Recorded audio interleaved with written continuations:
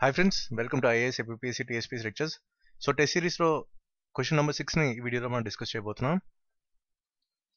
So చాలామంది ఈ Sunday మీకు అందరికీ డాక్యుమెంట్స్ పంపించడం జరిగింది, కానీ చాలా తక్కువ మంది రెస్పాండ్ అయ్యి పంపించారు. సో ఇన్ కేస్ మీరు కనుక టెస్ట్ సిరీస్ ఆన్సర్ చేయకపోతే ప్లీజ్ అది ఆన్సర్ చేయండి. మేబీ మీ పర్సనల్ ఛాలెంజెస్ కూడా ఉంటాయి. సో అవన్నీ కన్సిడర్ చేసుకొని మేబీ ఈ ఫ్రైడే కల్లా మీరు పంపిస్తే నెక్స్ట్ ఆ వీడియో ఎక్స్ప్లెనేషన్ పార్ట్ కూడా అప్లోడ్ చేయడం జరుగుతుంది.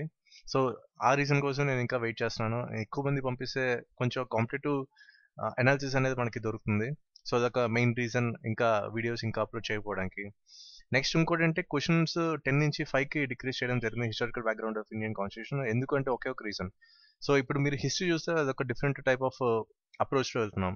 సో అలాగే మనకి పాలిటీ కూడా మనకి ఏంటి స్ట్రైట్గా వెళ్ళిపోకుండా ఒక డిఫరెంట్ టైప్ ఆఫ్ యాంగిల్లో మనం చూడబోతున్నాం. అంటే ఒక పాలిటీ అనేది ఒక డిఫరెంట్ పర్స్పెక్టివ్లో మనకి కనిపిస్తుంది అనమాట. ఎందుకంటే అది మనకి బోత్ స్టాటిక్ అండ్ డైనమిక్తో లింక్ అయి ఉంటుంది. సో ఇదొక మెయిన్ రీజన్ ఎందుకు 5 క్వశ్చన్స్తో స్టార్ట్ చేసాం అనేది. నెక్స్ట్ ఇంకో రీజన్ అంటే మీరు చూస్తున్నారు ఈ వీడియోస్ అన్నీ కూడా ఇవి చాలా టైం టేకింగ్ అనమాట. మీకు ఈ పవర్ పాయింట్ ప్రెజెంటేషన్స్ టైప్ చేయడం కానీ లేకపోతే వీడియో చేయడం కానీ అప్లోడ్ చేయడం కానీ ఇదంతా ఏంటంటే చాలా టైం కన్స్యూమింగ్ పార్ట్. సో చాలా కష్టం అవుతుంది. యాక్చువల్లీ మీకు తెలీదు, అంటే దీని బ్యాక్గ్రౌండ్లో ఎంత వర్క్ అవుతుందని మీకు తెలీదు. అట్లీస్ట్ మినిమం కనీసం 1 అవర్ నుంచి 1.5 అవర్ టైం పడుతుంది ఇవన్నీ చేయడానికి. సో అది ఒక మెయిన్ రీజన్. సో దీనికోసం నేనేం డెడికేట్ చేసలేను, ఎందుకంటే ఇదేం పెయిడ్ కోర్సెస్ కాదు. సో మినిమం ఫీ అంటే 9 రూపీస్ ఒక రిజిస్ట్రేషన్ ఫీ జస్ట్ ఏంటంటే ఒక సీరియస్నెస్ క్రియేట్ చేయడానికి మాత్రమే పెట్టాం, లేకపోతే అది కూడా పెట్టకపోవచ్చు. దీనివల్ల ఏంటంటే మీకు తెలుసు అదొక మెయిన్ రీజన్ మనకి ఎందుకు ల్యాగ్ అవుతుంది అనేది. సో మీరు దయచేసి దీన్ని కూడా మీరు కన్సిడర్ చేయాలి, ఎందుకంటే నా ఒక్కడి వల్ల ఇదంతా అవ్వదు. ఇవి కాకుండా చాలామంది ఏంటి ఏపీ ఎకానమీ చేయమని, తెలంగాణ ఎకానమీ చేయమని, లేకపోతే పాలిటీ హిస్టరీ కంప్లీట్ చేయమని సిలబస్. సో మొత్తం సిలబస్ అంతా కంప్లీట్ చేసడానికి నాకు అంత టైం లేదు. మెయిన్ అది రీజన్. సో 1 అవర్లో మీకు ఇదంతా నా తరఫున నా కాంట్రిబ్యూషన్ కొంత ఇస్తున్నాను. అంటే మీరు తెలుసుకోవాల్సింది అంటే అప్రోచ్ ఏ విధంగా ఉండాలి ఒక్కొక్క సబ్జెక్ట్ అనేది మీకు జస్ట్ ఒక ఇన్పుట్స్ మీకు ఇస్తున్నాను. సో ఈ టైప్ ఆఫ్ అప్రోచ్ మీకు వెళ్తే కంపల్సరీ మీకు సక్సెస్ అనేది గ్యారంటీ.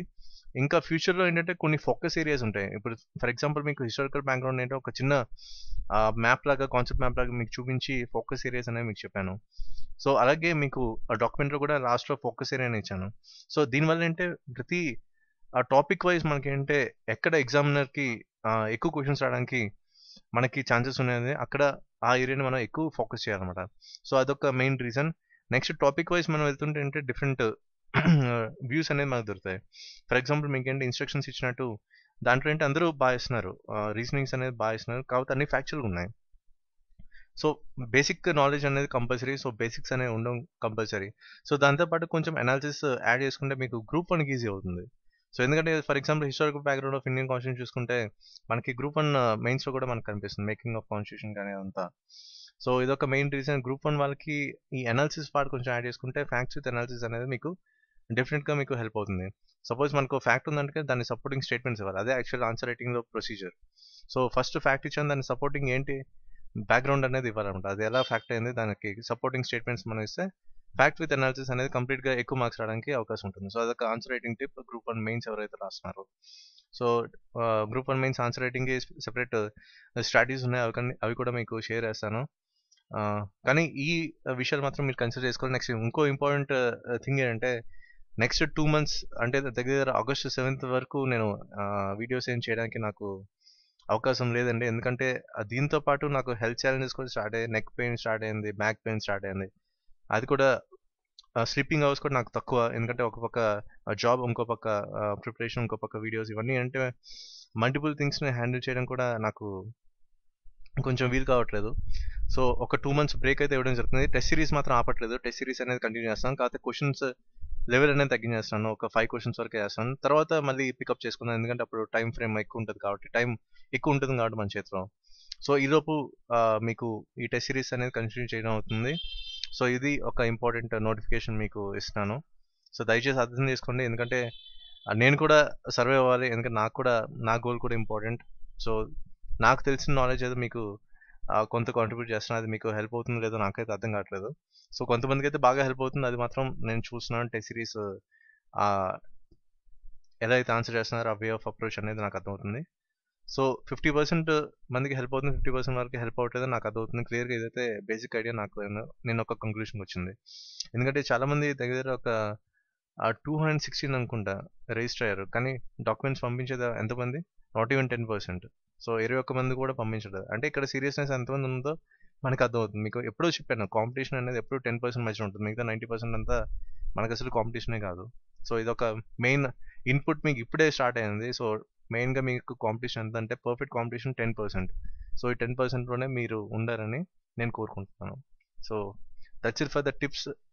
నెక్స్ట్ క్వశ్చన్లోకి వస్తే, నెక్స్ట్ ఇంకోటి చెప్పడం మర్చిపోయానంటే, మీకు general studies topic wise previous papers అనేది కంప్లీట్ ఎక్స్ప్లెనేషన్స్తో అప్లోడ్ చేయడం జరిగింది ఫ్రమ్ 1995 to 2012. మీరు ఏంటంటే జస్ట్ ఇప్పుడు టాపిక్స్, ఫర్ ఎగ్జాంపుల్ ఈ historical background of Indian constitution ఉంది, అసలు ప్రీవియస్ పేపర్స్లో ఏ క్వశ్చన్స్ ఉన్నాయి, అసలు వాళ్ళు క్వశ్చన్ పేపర్ సెర్చ్ చేసిన వాళ్ళు ఎలా అడుగుతున్నారు క్వశ్చన్స్ అనేది ఫస్ట్ మనకి ఏంటంటే ఇన్పుట్ కింద తీసుకోవాలి.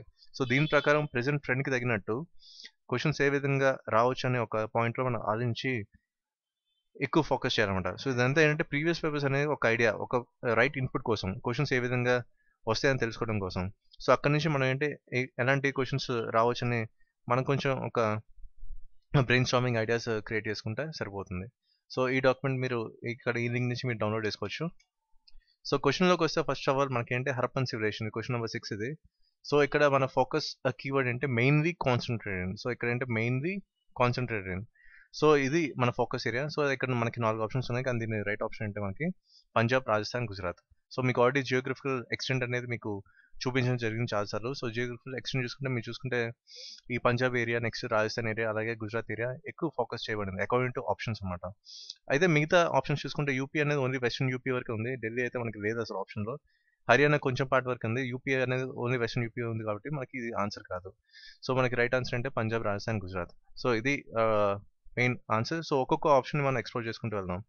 సో ఫస్ట్ ఆఫ్ ఆల్ మనకి హరప్పన్ సివిలైజేషన్లో పంజాబ్లో ఉన్న మెయిన్ సైట్స్ మనం చూద్దాం. ఆల్రెడీ మీకు సైట్స్ అనేది ఫస్ట్ వీడియోలో మీకు ఎక్స్ప్లెయిన్ చేయడం జరిగింది. సో దీంట్లో అంటే పంజాబ్లో ఉన్న సైట్స్ని మనం ఎక్స్ప్లోర్ చేయబోతున్నాం. సో ఇక్కడ ఒక లేటెస్ట్ సైట్ అంటే గనేరీవాలా. సో ఇక్కడ గనేరీవాలా ఏంటంటే జస్ట్ మొహంజోదడోలో ఎంత సైజ్ ఉందో, ఎంత ఏరియా ఉందో సేమ్ ఇది కూడా అంతే సేమ్ సైజులో ఉన్నట్టు మనకు తెలుస్తుంది అనమాట. సో దీని పేరే మనకి గనేరీవాలా. ఇంకోటి ఇది థర్డ్ మేజర్ సెంటర్. మనకు తెలుసు హరప్ప, మొహంజోదడో ఫస్ట్ 2 టాప్ సెంటర్స్ అని, 2 మేజర్ సెంటర్స్ అని. సో ఇక్కడ థర్డ్ మేజర్ సెంటర్స్ దీని తర్వాత అంటే మనకి గనేరీవాలా. సో ఇది ఒక మెయిన్ కీ పాయింట్ మీరు ఫోకస్ చేయాల్సింది. ఎందుకు దీనికి రీజన్ అంటే ఈ ఏరియా పక్కన మనకేంటి కొన్ని కాపర్ రిచ్ మైన్స్ ఉన్నాయి. సో దీనివల్ల ఇది ఒక మేజర్ సెంటర్ కింద క్రియేట్ అవ్వడం జరిగింది. సో ఇది ఒక మెయిన్ కీ పాయింట్స్ మీరు గనేరీవాలాతో లింక్ చేసుకోవచ్చు. నెక్స్ట్ గుజరాత్లోకి వస్తే బాబర్ కోట్ లేకపోతే కోట, ఇక్కడే మనకు ఉంది కోట అని. అంటే ఇక్కడ చూసుకుంటే ఒక స్టోన్ ఫోర్టిఫికేషన్ వాల్ ఉంది. సో ఎప్పుడు మనం బ్రిక్స్తోనే చూస్తాం, కానీ ఇక్కడ ఏంటంటే మనకి స్టోన్ అనేది మనకి కనిపిస్తుంది అనమాట. సో ఇక్కడ ఏంటంటే ఒక స్టోన్ ఫోర్టిఫికేషన్ వాల్ ఈ టైప్లో మనకి కనిపించింది దగ్గర బాబర్ కోట్లో. ఇంకోటి ఇక్కడ ఏంటంటే plant remains of millets and grams అనమాట. సో ఇక్కడ ఫుడ్ ఇంగ్రీడియంట్స్ మనకు కనిపిస్తున్నాయి, మిల్లెట్స్ అండ్ గ్రామ్స్ కూడా వీళ్ళు కల్టివేట్ చేశారని మనకి తెలుస్తుంది గుజరాత్లో. సో ఇది మెయిన్ ఫోకస్ ఏరియాస్ మనకి బాబర్కోట్ ఏరియాలో. నెక్స్ట్ బెట్ ద్వారకా. సో ఇక్కడ బెట్ ద్వారకాలో మనకి ఏం దొరికిందంటే ఇన్స్క్రైబ్ జార్. సో ఇప్పుడు మనం ఇన్స్క్రైబ్ జార్ వాళ్ళు ఏ పర్పస్ యూస్ చేస్తారు, లేకపోతే వాటర్ పోస్ కానీ, లేకపోతే ఫుడ్ స్టోర్ చేసుకోవడం కానీ, ఇలాంటి వాటికి వీళ్ళు యూస్ చేస్తారని మనకు అర్థమవుతుంది. ఇంకోటి ఏంటంటే మోల్డ్ ఆఫ్ కాపర్ స్మిత్ అన్నారు. మేబీ ఆ కాపర్ స్మిత్ యూస్ చేసిన కొన్ని మోల్డ్స్, జార్స్ లాంటివి మనకి కనిపించేవి. అలాగే కాపర్ ఫిష్ హుక్. సో ఇది మనకి జనరల్ యూస్ చేస్తాం ఫిషింగ్ పర్పస్కి. సో ఇలాంటిది కూడా మనకి దొరికింది, ఎందుకంటే గుజరాత్ అనేది మనకి మ్యారిటైమ్ ట్రేడ్స్ లాంటివి ఎక్కువ మనకు కనిపించేది కాబట్టి మేబీ బెట్ ద్వారాలో కూడా ఫిషింగ్ అనేది మనకి కనిపించింది. నెక్స్ట్ చూసుకుంటే దేశల్పూర్. ఇక్కడ దేశల్పూర్లో మనకి ఏంటంటే మ్యాసివ్ స్టోన్ ఫోర్టిఫికేషన్. సో ఇది ఒక మెయిన్ కీ పాయింట్, చాలా పెద్ద ఫోర్టిఫికేషన్ ఆఫ్ వాల్స్ కనిపించింది, అది కూడా స్టోన్తో తయారు చేయడం. ఇంకో కీ పాయింట్ ఏంటంటే మనకి 2 స్క్రిప్ట్ బేరింగ్ సీల్స్. సో ఇది మనం కనెక్ట్ చేసుకోవాల్సిన దేశల్పూర్తో 2 స్క్రిప్ట్ బేరింగ్ సీల్స్, ఒకటేమో స్ట్రీట్ ఐట్తో చేయబడింది, ఇంకోటేమో కాపర్తో అనమాట. సో ఇదొక మెయిన్ కీ పాయింట్ మనం గుర్తుపెట్టుకోవాల్సింది. నెక్స్ట్ దొలవేరా మీకు ఆల్రెడీ తెలుసు, కానీ ఇక్కడ మనం తెలుసుకోవాల్సిన ఇంకో పాయింట్ ఉంది.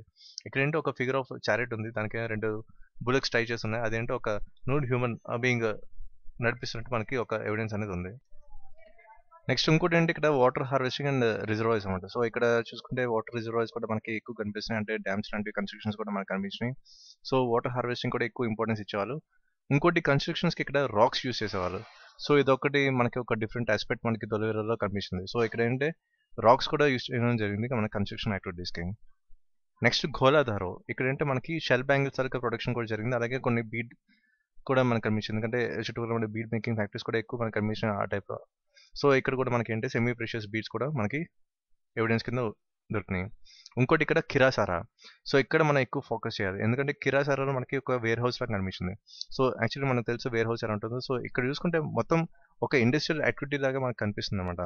సో ఇండస్ట్రియల్ ఏరియా కూడా ఇదొక మెయిన్ కీ పాయింట్ మనం చూడాల్సింది ఇక్కడ ఏంటి కిరాసారా. నెక్స్ట్ చూసుకుంటే ఇక్కడ కెర్రా నోదోరో. ఇక్కడ ఏంటంటే ఫస్ట్ మనకి ఎవిడెన్స్ ఎక్కడంటే salt production centre. So salt production అనేది ఎలా జరిగేదంటే సీ వాటర్ ఎవాపరేషన్ అప్పుడు పాత టెక్నిక్ ఇప్పుడు కూడా మనం యూజ్ చేస్తున్నాం. సో ఇక్కడ కెర్రా నోదోరోలో మనకి ఏంటంటే సాల్ట్ ప్రొడక్షన్ సెంటర్ కూడా మనకు ఉంది. నెక్స్ట్ సీ పోర్ట్కి వస్తే ఇక్కడ రాంగ్పూర్లో మనకు కనిపిస్తుంది. అలాగే ఒక చిన్న పోర్ట్ కూడా మనకి కుంటాసీలో కూడా ఉంది. నెక్స్ట్ రాజస్థాన్లోకి వస్తే రాజస్థాన్లో మనకి బారూర్ ఏరియాలో మనకి ఒక క్లే ఓవెన్ లా కనిపిస్తుంది. అంటే 5/3 లెంగ్త్ అనమాట. సో క్లే ఓవెన్ ఎవిడెన్స్ కూడా మనకు కనిపిస్తుంది. సో ప్రెసెంట్ ఓవెన్ మనం యూస్ చేస్తున్నాం. సో దీనికి రూట్ అనేది అక్కడి నుంచి వచ్చిందని మనకు తెలుస్తుంది. అలాగే ఇలాంటిది ఒక పిక్చర్ అనమాట. దీంట్లో ఒక 8,000 పర్ల్స్ ఫిల్ అయినట్టు మనకి కనిపిస్తుంది. ఇంకోటి కరణ్పుర. సో ఇక్కడ కరణ్పూర్లో ఒక పిల్లోడి స్కెలిటన్ మనకి కనిపిస్తుంది. అలాగే దీంట్లో కొన్ని సీల్స్ ఉన్నాయి. అవి హరప్పన్ సీల్స్ చాలా వరకు సిమిలర్గా మనకు కనిపిస్తున్నాయి. సో ఇవి మనకి ఎవిడెన్సెస్ మనకి మెయిన్ ఫోకస్ ఏరియాస్ మనకి రాజస్థాన్, గుజరాత్ లో మనకు కనిపించింది, పంజాబ్లో కనిపించింది. సో ఇది ఈ వీడియో తరక main explanation. Thank you for watching this video and please subscribe to channel IASFBCTSP Features. Thank you.